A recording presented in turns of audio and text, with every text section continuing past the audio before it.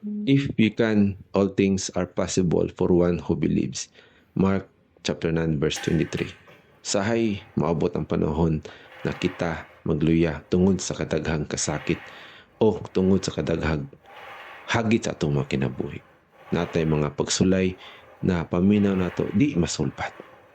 Apan nag-ingon ang Biblia, if you can, or kung mahimo nimo, kanang pulong na kung mahimo nimo daw hagit nato.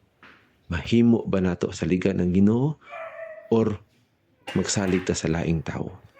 Gihagit ta sa Ginoo na nganong dili nimo mahimo na saligan siya.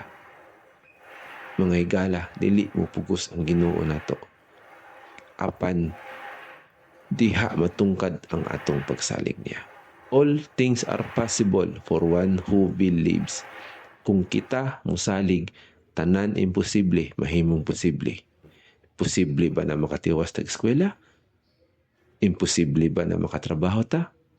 Or tanaw nimo na di mabiyaan ang imong bisyo na makadaot nimo? Suon tanan kini posible kung magsalig ta sa iya. So mga higala, salig sa Ginoo. Wa na joy lain.